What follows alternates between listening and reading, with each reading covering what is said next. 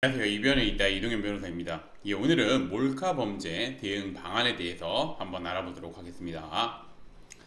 제가 이제 오늘의 주제를 선택하게 된 이유는 이 몰카 범죄는 뭐 최근뿐만 아니라 계속해서 뭐 문제가 되고 있고, 몰카 범죄로 이제 뭐 사회적으로 이슈가 됨에도 불구하고 몰카 범죄를 저질러서 이제 저한테 뭐 문의를 하시거나 상담을 요청하시는 분들이 많은데, 그에 대해서 간략하게나마 답변을 드리고자 오늘의 주제를 선택해 보았습니다. 우선 들어가기 앞서 몰카 범죄 어떻게 처벌되는지 한번 보도록 하겠습니다. 몰카 범죄는 카메라나 그 밖에 이와 유사한 기능을 갖춘 기계 장치를 이용하여 성적 욕망 또는 수치심을 유발할 수 있는 사람의 신체를 촬영 대상자의 의사에 반하여 촬영한 경우를 의미하고, 성폭력 범죄의 처벌 등에 관한 특례법은 이를 7년 이하의 징역 또는 5천만 원 이하의 벌금에 처하도록 규정하고 있습니다. 보시면 아시겠지만 처벌 규정 굉장히 엄중하게 규정되어 있다는 거 잘 알아두셨으면 좋겠습니다.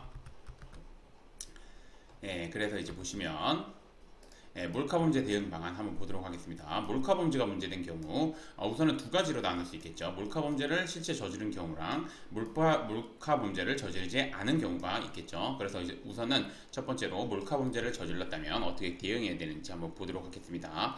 피의자 내지 피고인은 혐의를 인정하고, 당연히 저질렀으니까 혐의 인정해야 되겠죠. 그 다음에 이제 반성문, 탄원서, 정식화 진료 내역서 등 다양한 양형 자료를 준비하며 하는 한편, 피해자랑 합의를 하기 위해서 최선의 노력을 다해야 됩니다. 특히나 이제 피해자와의 합의는 굉장히 중요한 양형 자료라는 거 말씀드리겠습니다. 그 다음에 이제 피의자 내지 피고인은 이러한 자료를 바탕으로 이제 호기심에 몰카 범죄를 저질렀으나 뭐 진심으로 반성하고 있다는 점, 이건 이제 뭐 반성문을 꾸준히 작성해서 제출함으로써 입증할 수 있겠죠. 그 다음에 정식과 진료를 받는 등 꾸준하게 받는 등 재범을 저지르지 않기 위해 최선을 다하고 있다는 점, 뭐 정식과 진료 내역서나 아니면 영수증, 그리고 이제 그 외에도 성 관련 교육을 받는 이수증, 이런 것들이 뭐 본인한테도 솔직히 말씀드리면 이제 몰카 범죄를 저지른 경우에 제가 정신과나 이제 뭐 심리상담센터나 이런 거를 좀 방문하라고 말씀을 드립니다. 그 이유는 뭐 양형도 양형인데 다시는 재범을 저지르지 않아야 되기 때문에, 그리고 몰카 범죄를 저지른 경우는 일반적으로 뭔가 좀 그 습관적으로 하시는 분들이 많습니다. 그래서 뭔가 그 근본적인 원인을 찾아서 해결을 해야 되는 거기 때문에, 저 같은 경우는 이제 정신과 진료나 심리 상담 뭐 그런 거를 이제 적극적으로 요청을 드립니다. 그리고 실제 뭐 그게 이제 본인한테도 유리하고, 그다음 본인 개인한테도 유리하고, 이제 사회적으로도 범죄 더 이상 재범을 안 저지를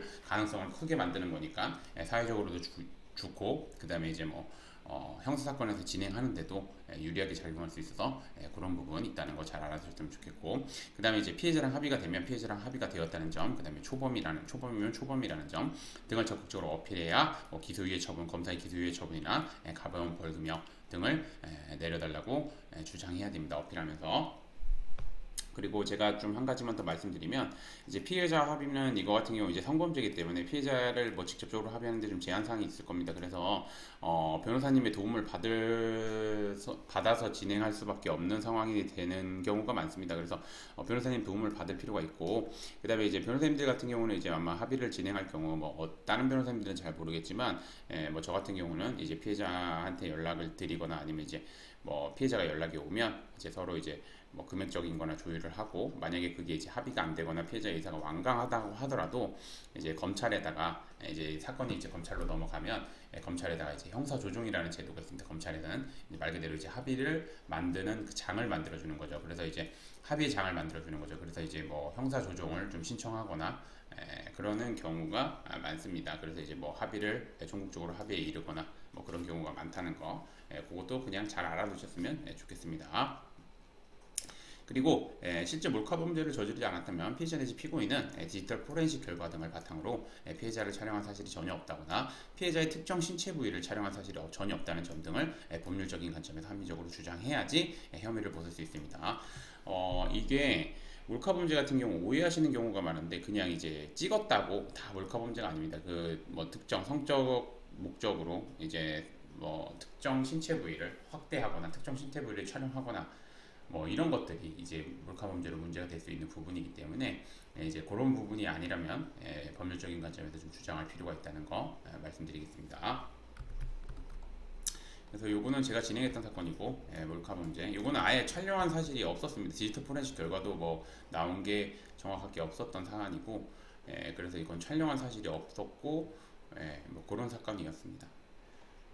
그리고 요거 같은 경우는 이렇게 보시면 되고, 그 다음에 이제 요거 같은 경우는 증거별 충분, 혐의 없음. 그래서 이제 보시면 나체를 휴대폰으로 촬영했다고 이제 주장을 하는 건데, 여기서 주장했던 거는 이제 나체를 촬영한 게 아니라 촬영한 거를 뭐 서로 이제 연인 사이였는데 그걸 받았다.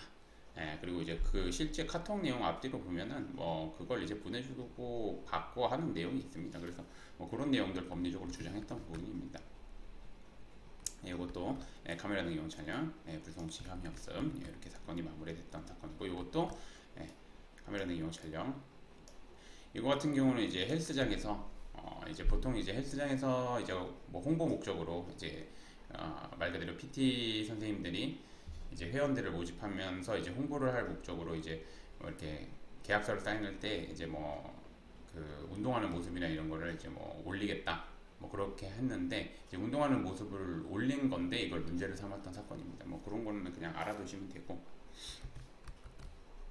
그래서 좀 정리를 하자면, 몰카 범죄는 자칫 잘못 대응해야 되가 엄중한 징역형이 선고될 수 있습니다. 특히 몰카 범죄는 혐의를 인정하더라고 어떻게 대응하냐에 따라서 결과가 확연하게 달라집니다. 실제 그렇습니다.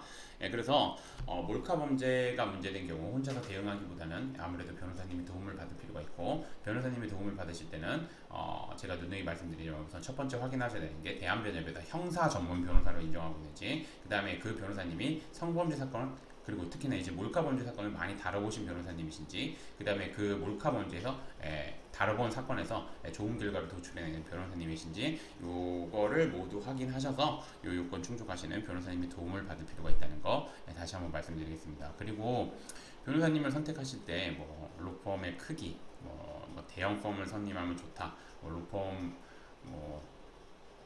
말 그대로 이제 규모 이런 걸 보고 하는데, 그렇게 하시면 안 되고 변호사님을 찾아가셔야 됩니다. 변호사님을 이런 사건을 전문적으로 하는 변호사님이 어디 있는지 그 변호사님을 찾아가셔야 된다는 거 다시 한번 말씀드리겠습니다. 오늘의 주제는 여기까지 마치겠고, 저는 이변에 있다 이동현 변호사였습니다. 감사합니다.